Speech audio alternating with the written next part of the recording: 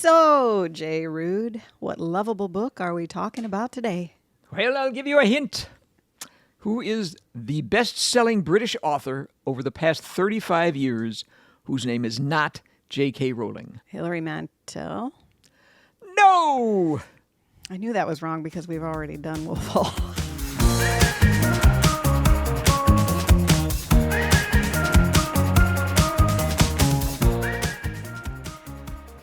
Welcome to Between the Covers, where Jay Ruud and I, Stacey Margaret Jones, two married authors, are going through each episode, book by book, on Jay Ruud's 100 Most Lovable Novels in the English Language. And each week he prepares his notes, and I do not know what he is doing. So now I'm trying at least to... at least you didn't say that I don't know what I would do. I know you know. Jay Ruud is the author of the Merlin Mysteries series and the Robin Hood Mystery series. And I am the author of Mr. Catherine, a Gothic novel set in contemporary Little Rock. And we also, as writers, love to read. So let's get to the second hint for today's book. And can you tell me as a sub-hint? A sub? A hint before the hint. Have I read this book? No. Oh. Which is why I'm pretty sure you're not going to get it with either of these other two. Set up to fail. Clues. My favorite feeling at work. So the second clue is The Glorious Revolution. No, And the third clue is, question, what is a copper's job? it's not anything by Woodhouse, is it? No! All right, I give up. The book for today is called The Night Watch, written by Terry Pratchett. Oh, I have read Terry Pratchett, but I have not read that book. All right, well, I should have known Terry Pratchett was coming for me because you are a huge fan. So, And because he is the best-selling British novelist in the past 35 years, whose name is not J.K. Rowling. He has sold over 100 million books and has been translated into 43 languages. well, but your list is not the 100 best-selling novels. No, it's not. Sometimes those sets don't intersect. Lovable novels. You may and notice that I have not had a J.K. Rowling book on my list. All right. So, Yet. okay, we'll talk more about this because he's a best-selling novelist because he has written 92,000 books, right? Isn't that part of how he got up there? Part of it. He's written 41 Discworld novels. Slightly shy of 92,000. Slightly shy, but 41 of them. All right. But he is, the Discworld novels are the most popular and one of the most substantial fantasy series ever composed. Okay. And they're written at a consistently high level. From his first Discworld book, which was called The Color of Magic in 1983, to his last one, The Shepherd's Crown, which was published posthumously in 2015. So, who else likes this particular Terry? Now, this is a Discworld novel, right? Yeah. Okay. Who else likes this particular novel? Well, now you're getting tricky. Well, you knew I was going to ask you this because I ask it every week. Well, What other list is it on? It's on some other lists. Well, but let me just tell you who else loves Terry Pratchett first. He's won so many awards that I don't really have the time or the space to list them all. But he won the British Science Fiction Award in 1989, the British Book Awards Fantasy and Science Fiction Author of the Year Award in 1994. He won the UK Carnegie Medal for the year's Best Children's Book for 2001, and he won the Locus Award for the Best Young Adult Book for 2004, 2005, 2007, and 2016. He won the Andre Norton Award from the Science Fiction and Fantasy Writers of America in 2010, the World Fantasy Award for Life Achievement in 2010, and the American Library Association's Margaret A. Edwards Lifetime Achievement Award for his significant and lasting contribution to young adult literature. So several of his Discworld novels are young adult novels. Right. But most of them are adult novels. But this is the problem with singling out a single Terry Pratchett book, and that's why your question is also a bit tricksy. Because nobody made you do it. Nobody made you ask that question either. But the thing is, in the BBC 2003 Big Read contest, in which they set out to find the UK's favorite book, and they ended up with 750,000 votes from people. When they published the results, 5 of Terry Pratchett's novels were in the top 100. Right. And 15 were in the top 200, which was more than any other author. So it's hard to pick one out. But well, I'm sure every Terry Pratchett fan was also like, I have to pick just one. Exactly. So how do I pick just one? Well, I did, but I think I've got to admit, in some ways, this one book stands for all of them. It's the 29th Discworld novel, Night Watch. It was listed as number 73 in the BBC Big Read list. It also appears as number 48 on the Guardian's list of the best books of the 21st century. It also won the 2003 Prometheus Award given by the Libertarian Futurist Society for an anti-authoritarian science fiction or fantasy novel. And it appears as number 69 alphabetically on my list of the 100 right. most lovable novels in the English language. And we'll see where it fares at the end of the podcast when you put it into the current ranking. We'll see. Schema. We shall see. All right. So give us the down and dirty summary. Can you earn the harps of glory, or will you experience the trombone of failure? Let's find out, shall we? It's a kind of complex book, so I'm going to do my best. First of all, it's one of the books about the Guard, the police force of the capital city of Discworld. And so it stars, the protagonist is Sam Vimes, who's the commander of the Guard. On the day that the novel starts, it's the day that Sam's relatively new wife is about to give birth to their first child. He is at this time chasing a dangerous criminal whose name is Chaucer, who's killed a number of the watchmen. And he's chased him onto the roof of Unseen University, which is the University of Ankh-McPork. And he's knocked out by kind of magical lightning bolt. And when he comes to, he realizes he's been sent back in time 30 years. He realizes he's got to do something to get back to the present and so that he can be there when his wife gives birth to the child. But before he can do anything, he's arrested for breaking curfew by a very young officer of the Guard named Sam Vimes. Himself. He's arrested by his young self. Ooh. Yeah. And he's put in a cell next to the murderer, Chaucer, who's also traveled in time as a result of the lightning flash. Chaucer gets out and he joins this police force called the Cable Street Particulars, generally known as the Unmentionables, who happen to be the Gestapo, essentially, serving the city's ruler, whose name is Lord Winter. And Vimes remembers him as being nicknamed Homicidal Lord Winter. And he knows that he's destined to be overthrown at this point, 30 years before the present, by what's called the Glorious Revolution in the history of Discworld, and replaced by another patrician who's going to become known as Mad Lord Snapcase. Out of the frying pan into the fire. Pretty much.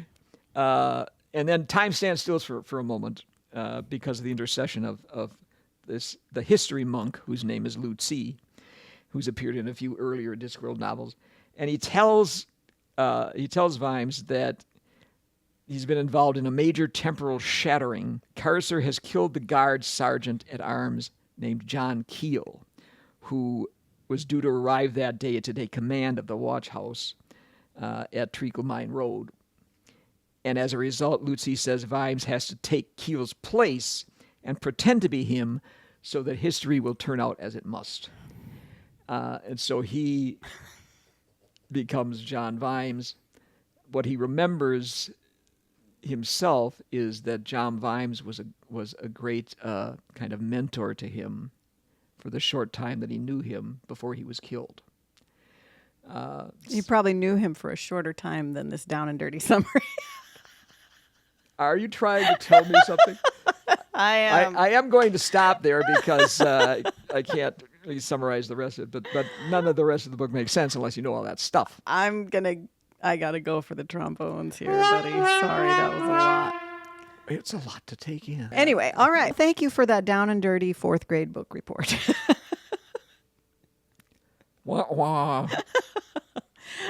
So I think we do have to talk about Terry Pratchett a little bit in order to talk about the book, obviously, because it's part of his oeuvre, but also part of a specific series, right?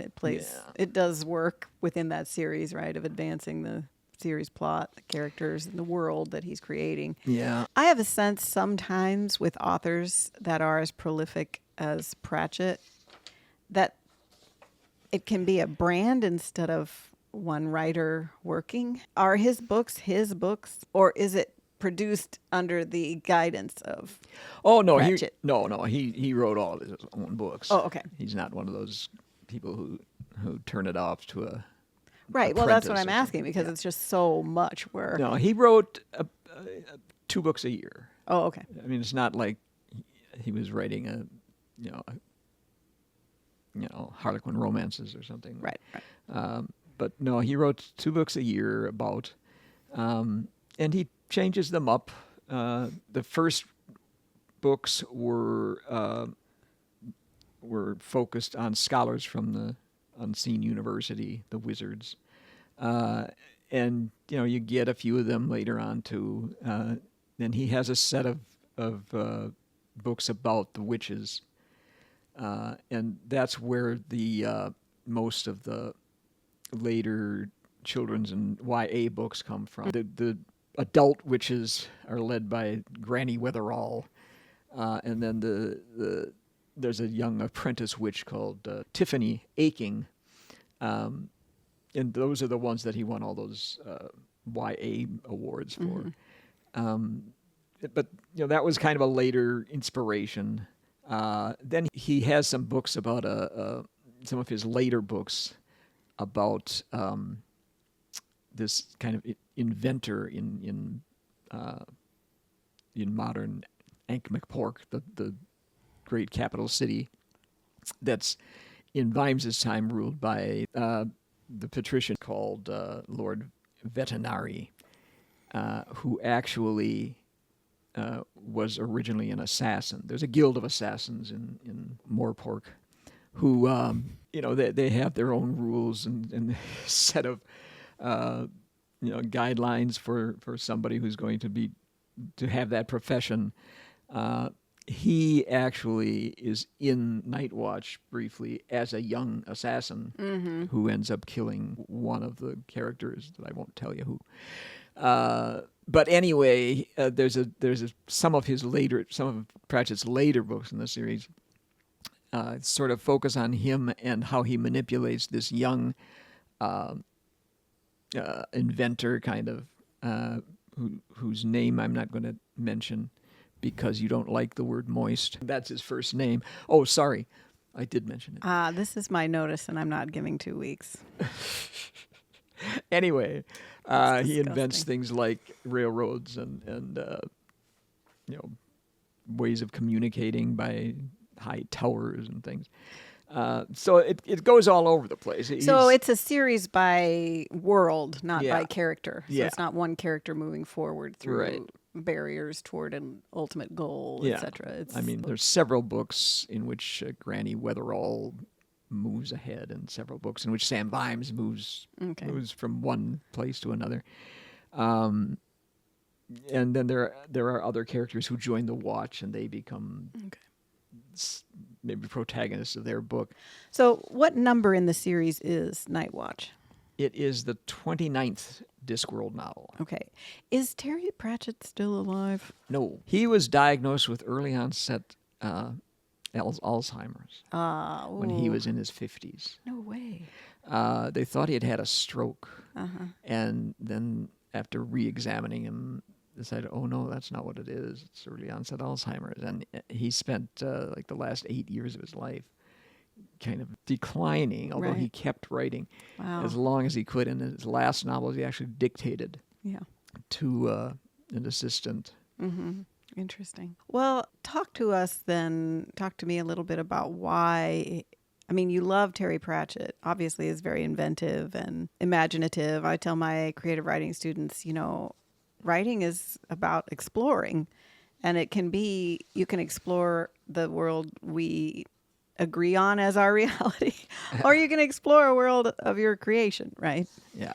And it sounds like he just really enjoyed doing that as well. Even when he was kind of losing his sense of who he was still exploring this world that existed in his mind that now exists in millions of people's minds, probably. Yeah.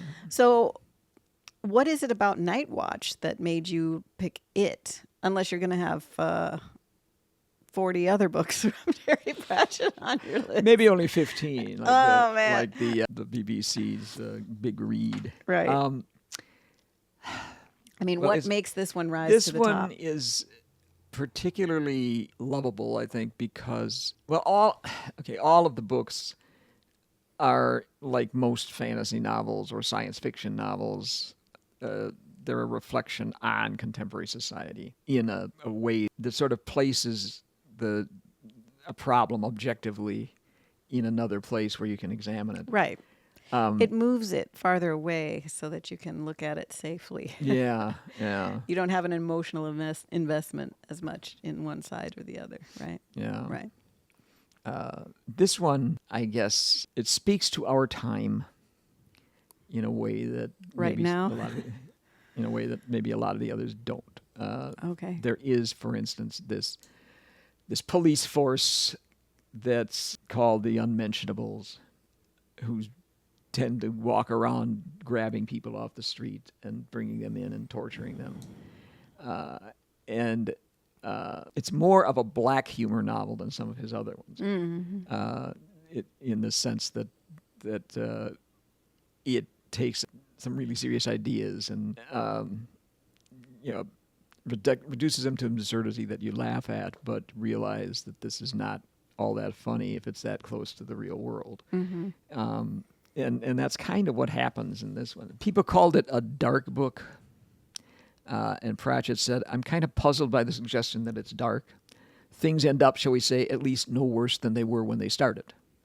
And that seems far from dark to me. The fact that it deals with some rather grim things is, I think, a different matter. Mm-hmm. So, I mean, it does end up with things no worse than they were.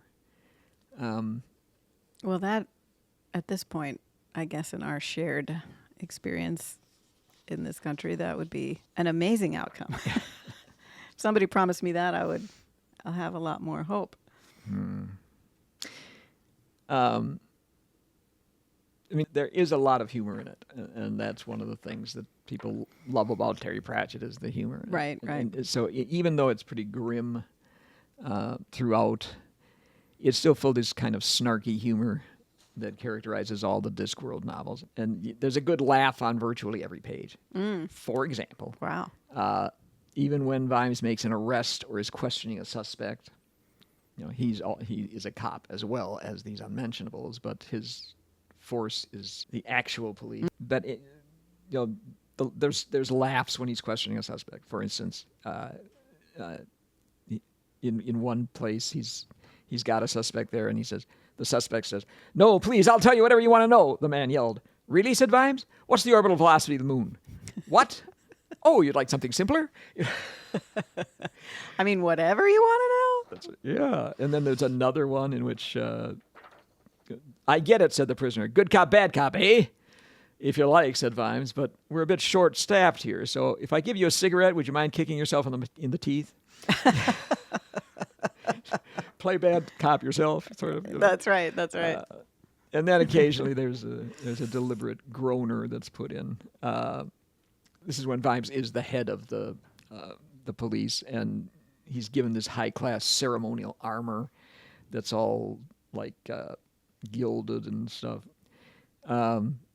And it says, but the helmet had gold decoration, and the bespoke armorers had made a new gleaming breastplate with useless gold ornamentation on it. Sam Vimes felt like a class traitor every time he wore it. Sam Vimes is a working class guy, and so he's stuck wearing the Proletariat. he felt like a class traitor every time he wore it. He hated being thought of as one of those people that were that wore stupid ornamental armor. It was guilt by association. LOL. GILT. I get it. So yeah. So Dad there's joke. that kind of thing that's deliberately dad jokes are put in there. You've read Tom Robbins. Yeah. It sounds like it's got that kind of verve. Yeah. Right. The kind, like you said, snarky humor, but also just deft, enjoyment of words, right? Yeah, And yeah. ideas, not Yeah. just words, but ideas. Yeah. And I've mentioned before on this podcast the Xanth series by Piers Anthony, which also is fantasy a lot like this, which lots of like this. I don't even remember the context at all, but there's an award and it is of the back end of a cat. And somebody's like, what is that? And he said, it's the catastrophe. Like stuff like that is throughout. Oh, yeah, that's a good groaner. I know. So stuff like that is throughout the Xanth, Xanth novels.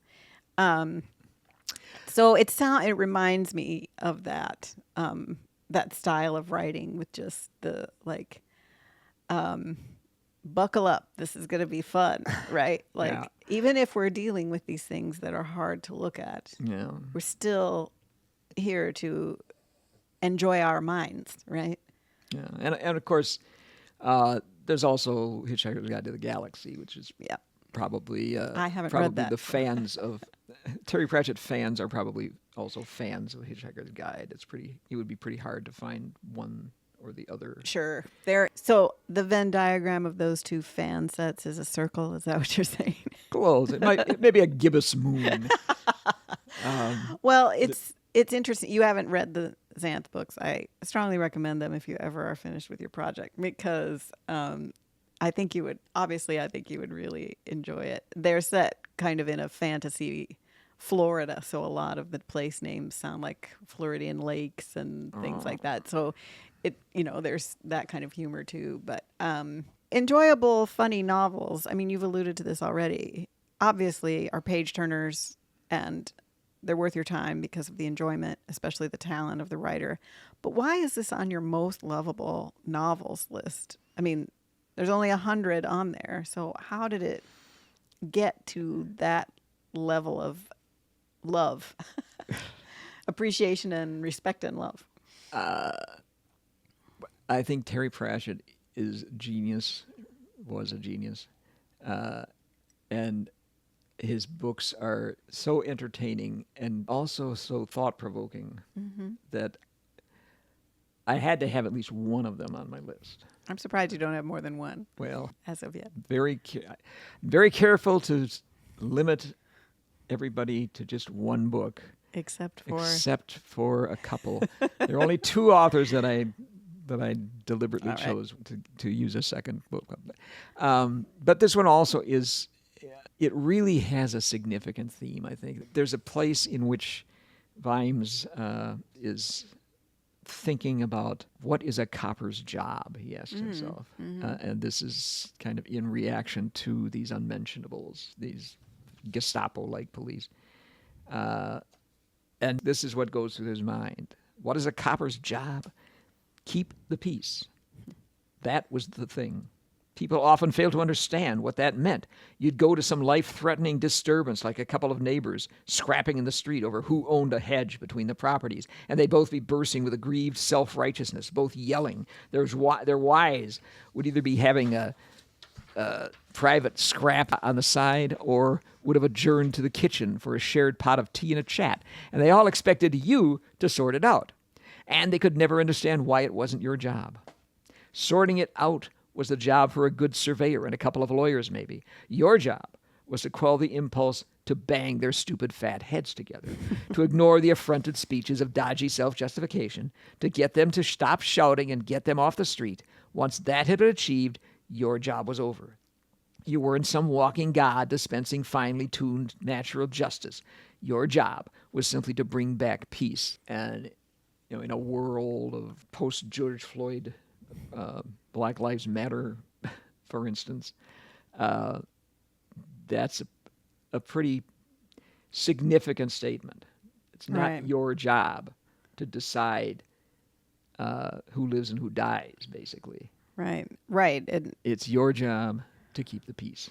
right. And that means that if Black Lives Matter were in this world, officers with that focus, there wouldn't be a need for Black Lives Matter, right? Because if you're going to keep the peace, you're going to restore, right? You have to Yeah. restore Yeah.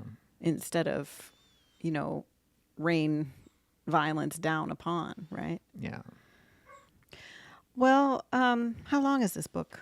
Do you remember? It's not particularly long. It's all of the Discworld books are probably around 250 pages or so. Oh, so they're also fast reads. Yeah. And it sounds then like they each sound very plot driven, right? Like Yeah. you're reading to find out what happens. Yeah. And then they also probably have a pretty narrow focus, right? He's not building the entire world. No, well, he's building the entire world one brick at a time. and Exactly. Each book is a brick. Each book is a brick, which, that means that you can focus on this character and this issue. Yeah.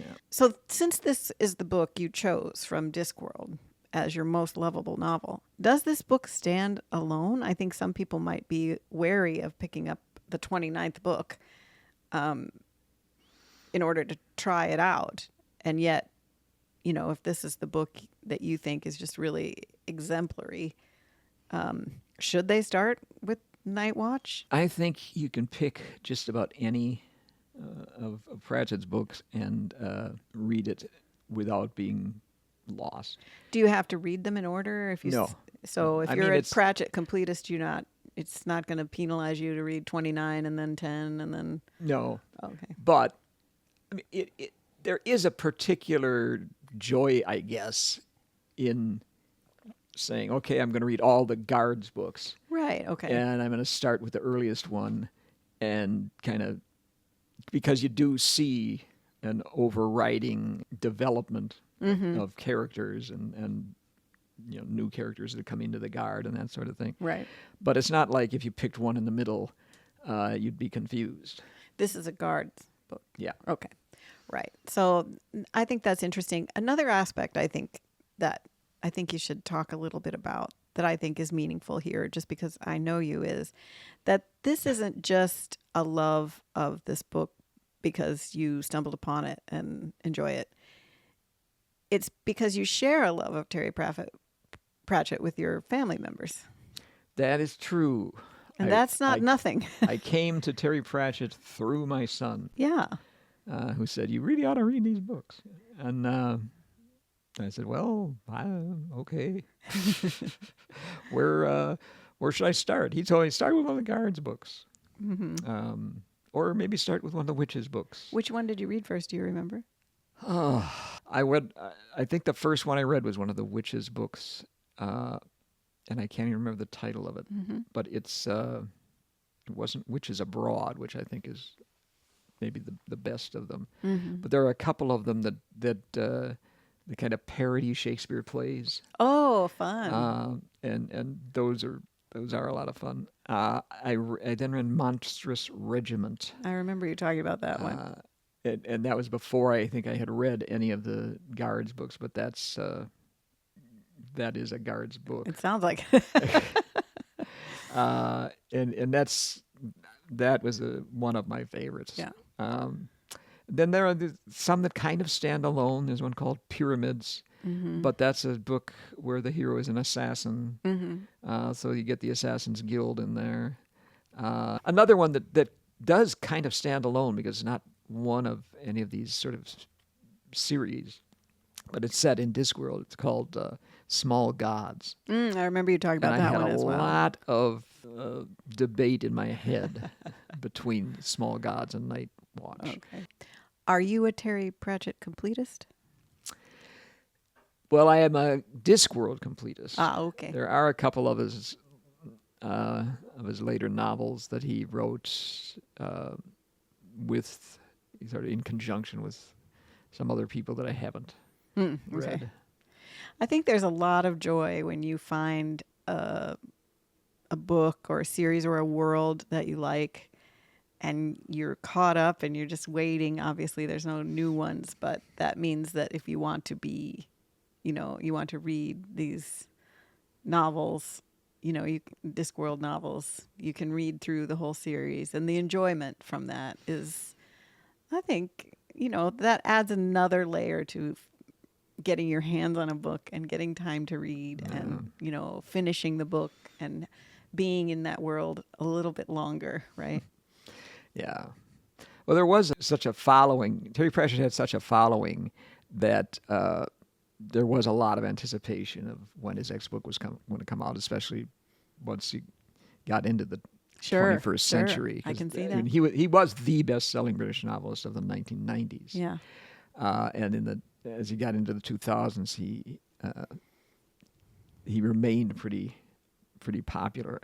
At one point, I think he accounted for 3.8% of all sales of novels written in England and or in the UK, and it was a year that J.K. Rowling accounted for like 6.2%, but he was second to her that year. I'm guessing that a lot of people wouldn't be able to answer that question that I asked you about who the best-selling, because he's been much more popular in England and in Europe and Australia and other places than in the United States.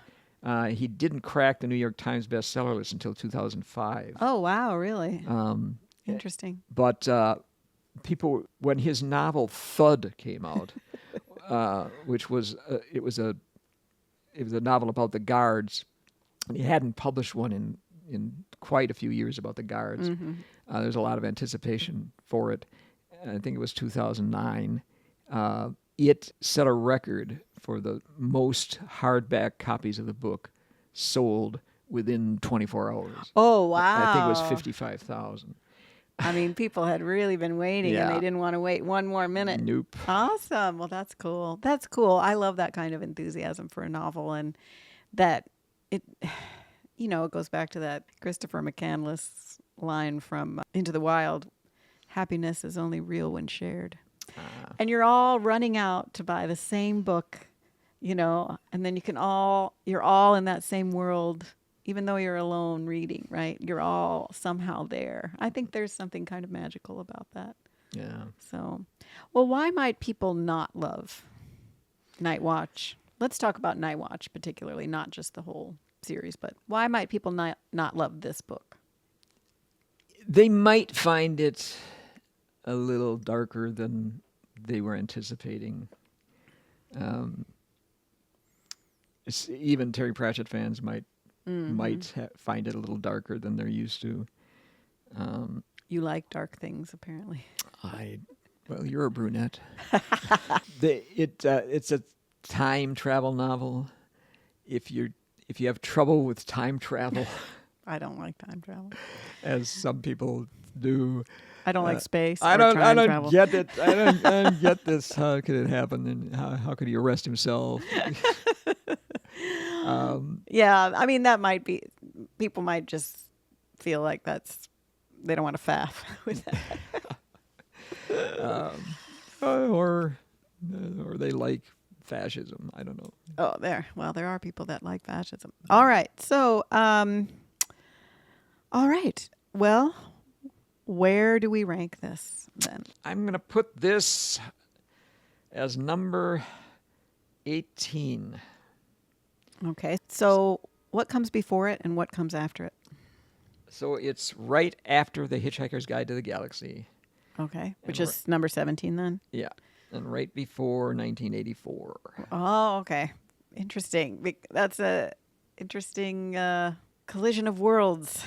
Yeah, a lot of worlds there. With some similar ideas. Yes. But I put the funnier ones first. You need to have a helping of lightness to make the darkness go down, right? Yeah. All right. Well done. That's interesting. You make me want to read look into a Terry Pratchett novel.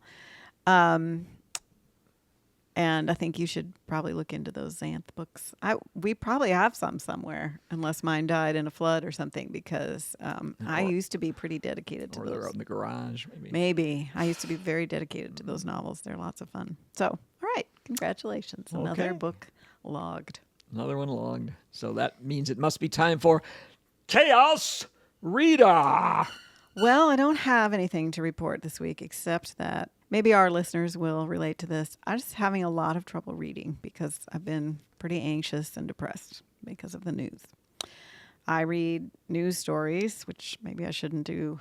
I try to read Heather Cox Richardson most days because I feel like it's a good historian's recounting of things we probably need to know. But, I mean, it's a lot. And I just find it hard to concentrate, even though the book I'm reading is delightful. That biography of Queen Elizabeth and Prince Philip, the early part of their romance and marriage, which is, it's true, but it's also escapist in a way. But they lived. I think it's depressing also to me because they lived at a time. They got their romance was budding right after World War II when, we defeated fascism in Europe, and you just feel like we thought we wouldn't have to revisit these things, and now it feels like it's all just falling in on us. So if our listeners also have reading deserts, maybe they can relate to that. I do write about this. I have a Substack called Dressing for Dystopia, where I kind of marry my interest in fashion and clothes with what's going on in the world right now. And that's even that has been a struggle for me. To this past weekend when I sat down to write it, I was like, okay, you don't have to do a good job. That's how I write something. I just give myself permission to do a bad job, just to do the job. But in the end, I was happy with it, and just writing about how developing your own personal style is a kind of source of liberation at a time when it's important to focus on things that do give us joy and also remind ourselves of what we know to be true and not be massively gaslit about things that aren't true and that aren't good and that aren't right. So that's the uplifting and cheerful Chaos Reader this week. But that is the best I can do. Well, okay then. On that note, do we call this a dark episode? Or would Terry Pratchett say, no, everything is pretty much the way it was before? It might. Maybe we should award ourselves a catastrophe for this episode. All right. Well, thank you for tuning in to Sweetness and Light this week. And we'd like to thank our podcast sensei who helps us every week with things we should know how to do by now, Jerry Bruno. Also, thank you to our listeners and people who share our podcast and comment, subscribe, do all the things, please. And as we ask you every week, just share one episode of our podcast with a book-loving friend. And maybe you feel like you might want to read this book for your book club. And you can send this episode around to your book club and say, listen to this. Maybe we should share this book, etc. So we hope you'll share our podcast. Heck of an idea. We hope you'll share our podcast with others. That's how we can grow. It's very hard for small independent podcasts to get any notice in the podcastosphere. So thank you again for listening, and we'll see you next week. Between the covers.